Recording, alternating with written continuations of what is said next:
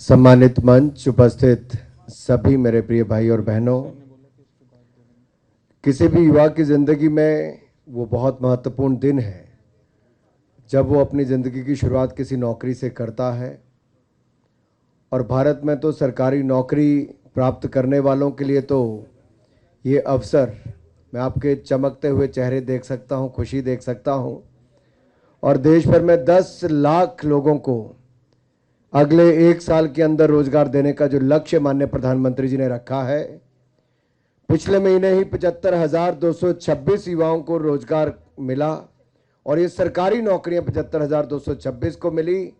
आज 71,000 और भारतीय युवाओं को रोजगार मिल रहा है। उसके अवसर पर मैं सबको बहुत बहुत बधाई और बहुत बहुत शुभकामनाएं देता हूं। आज हमारे सबके सामने 266 ऐसे ही युवा साथियों को रोजगार प्राप्त होगा, सरकारी नौकरियां मिलेंगी और जिनमें से जैसे बताया गया 215 तो हमारे बीएसएफ के माध्यम से ही मिल रही हैं। लेकिन कुल मिलाकर अगर आज पूरे देश भर में देखा जाए तो 2000 से ज़्यादा रोजगार बीएसएफ के माध्यम से मिल रहा है। ये अपने आप में दिखाता है कि बॉर्डर सिक्योरिटी फोर्स कैसे देश के युवाओं को आगे आने के लिए, सेवा करने के लिए और देश के लिए अपनी सेवाएं देने के लिए प्रोत्साहित कर रही है।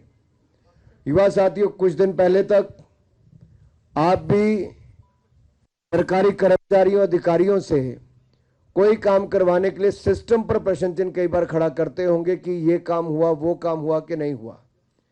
अब आप उस पोजीशन में आने वाले हो कि लोग आपके पास काम लेकर आएंगे, तो आप यही समझिए कि आपको इस देश को आगे बढ़ाने के लिए अपनी सेवाएं देनी, इसीलिए आपको सरकारी नौकरी दी जा रही है। और आज के समय जब कोविड-19 पैंडेमिक या इससे पहले की मैं बात को देखूं तो बहुत चुनौती भरा एक समय दिखता था। युवा तनाव में भी दिखते थे या दुनिया भर में ही तनाव था। हम सबके सामने चुनौतियां भी थी कि कैसे इसको पार कर पाएंगे। लेकिन माननीय प्रधानमंत्री नरेंद्र मोदी जी का नेतृत्व हमें मिला। हम दुनिया के एक ऐसे देश बने जिसने अपनी 2 वैक्सीन बनाई भी और 220 करोड़ से ज़्यादा लोगों को बिल्कुल मुफ्त में वैक्सीन लगाने का काम भी किया। कुल मिलाकर 220 करोड़ वैक्सीन लगी पूरे देश भर में। यह अपने आप में एक बड़ी चुनौती थी, लेकिन हमने उसको भी पार किया। भारत में 80 करोड़ गरीबों को 2.5 साल तक अनाज मुफ्त में देने का काम भारत सरकार ने किया, जो दुनिया का कोई देश नहीं कर पाया। भूखमरी से भी बचाया तो महामारी से भी बचाया। ये दोनों बातें मैंने आपके सामने इसलिए रखी कि महामारी के समय जब इतनी बड़ी चुनौती थी, उस समय भी प्राथमिकता गरीब था, वो वंचित, शोषित, पीड़ित था, जिसके लिए शायद कोई ना खड़ा होता। लेकिन मोदी जी की सरकार उस समय भी उस गरीब के साथ खड़ी रही, हर भारतीय नागरिक के साथ खड़ी रही। 27,000 हमारे विद्यार्थी यूक्रेन में फंस गए थे। शायद युद्ध की भूमि से बच्चों को निकालना मुश्किल हो जाता, लेकिन हर एक बच्चे को बगैर खरोंच लगे हिंदुस्तान सुरक्षित कोई वापस लाया तो नरेंद्र मोदी जी की सरकार हिंदुस्तान वापस लाई। ये सब बातें मैं आपके साथ इसलिए शेयर कर रहा हूं कि परेशानियां आएंगी, उससे घबराना मत। ठंडे दिमाग के साथ सोचकर काम करना है और देश के लिए समर्पण भाव रख के काम करना है। तो आपसे तो मैं इतना ही कहूँगा, परेशानियों से भागना बहुत आसान होता है। हर जिंदगी में एक मुश्किल इम्तिहान होता है। भागने वालों को कुछ नहीं मिलता जिंदगी में, लड़ने वालों के कदमों में ही जहां होता है। बहुत बहुत धन्यवाद। और अभी तो मेरा भाषण आधा भी नहीं हुआ भाई, चिंता मत करो। मैं देख रहा हूं जब माननीय प्रधानमंत्री जी स्क्रीन पर आएंगे तो मैं अपना स्थान स्वयं ले लूंगा। मित्रों, क्या करना है हमें? अब सरकारी नौकरी तो मिल गई,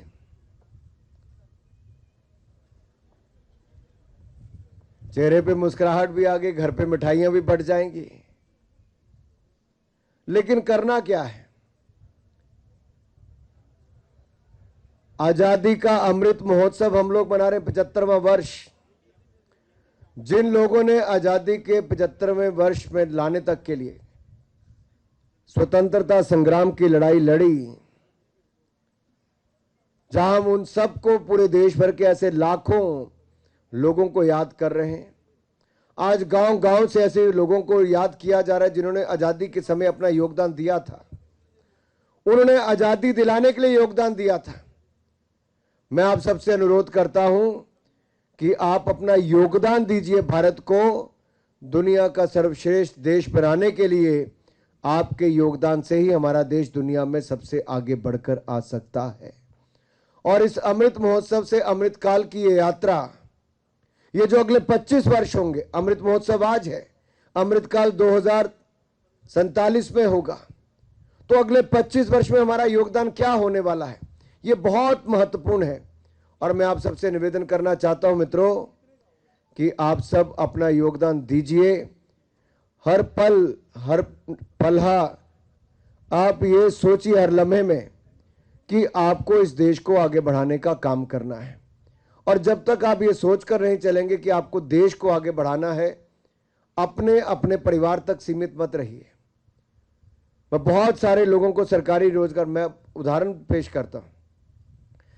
12 तारीख को हिमाचल के चुनाव खत्म हुए तो 13 को मैं बॉम्बे गया, हिमाचल सभा का कार्यक्रम भी था, तो मैं अपने All India Radio, Doordarshan, Film Division, इन सबके दफ्तरों में गया। किसी के 11 मंजिल थे, किसी के 10 तो किसी की 5, लगभग 36 मंजिल मैंने उस दिन पैदल ही चढ़ी होगी और हर फ्लोर कम से कम 3 से 4 हज़ार फुट का होगा। हर कमरा खुलवा कर देखा। उन कमरों में वो फाइलें पड़ी थी जो शायद 70-70 साल, 60-60 साल पुरानी फाइलें हैं, जिनका रखने का कोई मतलब नहीं बनता। जहां पर वो सामान पड़ा जो शायद 10 साल पहले कंडम हो गया था, लेकिन उसको बेचा नहीं गया। ऐसा ही उदाहरण अहमदाबाद का है, जहां पर मैंने एक दफ्तर का निरीक्षण किया तो 2 फ्लोर उसके खाली हुए, जहां से 23 लाख रुपए का तो केवल कचरा बिका है, और जहां से 2 फ्लोर खाली करवाकर लाखों रुपए महीने का किराया आता है। अब तो अगर हम बॉम्बे का देखेंगे तो वहां पर भी लगभग 1.5 से 2 लाख फुट एरिया अगर खाली होता तो समझ लीजिए महीने का 5 से 6 करोड़ रुपए केवल किराया आएगा। अब ये वो चीजें हैं जो केवल बंद कमरों में पड़ी वहां के स्थानीय अधिकारी को देखनी है। वो ना आपके केंद्रीय अधिकारी देख सकते हैं, ना केंद्रीय नेता देख पाएंगे। लेकिन जिस स्थान पर भी आप जाएं, स्वच्छता की ध्यान वहां पर रखें। दूसरा, पुरानी फाइलों का निपटारा जरूर होना चाहिए।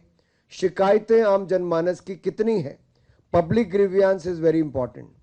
अगर आप उसका समय रहते उसको हल करते हैं तो उससे आम आदमी को फायदा भी मिलेगा और हम सब अपनी ओर से देश की सेवाएं भी दे पाएंगे। मुझे लगता है 2 मिनट रह के माननीय प्रधानमंत्री जी को जुड़ना है।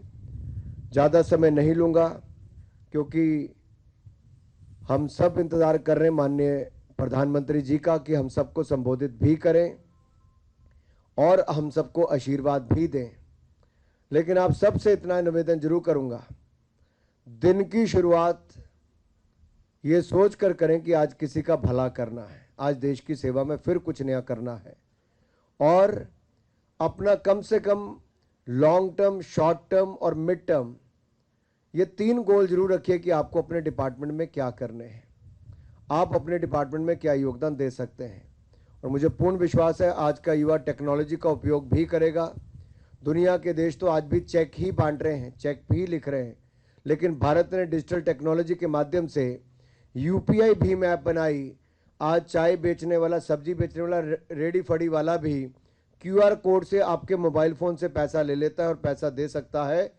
ये दुनिया के किसी देश ने करके दिखाया तो भारत ने करके दिखाया मेरे भाई और बहन। इसी तरह से ही भारत के जो स्टार्टअप्स हैं, युवाओं ने ही इसको शुरू किया, मोदी जी ने सहयोग दिया, तो दुनिया के जो देश नहीं कर पाए, भारत के युवाओं ने 110 स्टार्टअप्स को यूनिकॉर्न का दर्जा मात्र पिछले 6 सालों में दिला दिया है और लाखों करोड़ जोड़ दिया है। आप सबका बहुत बहुत धन्यवाद।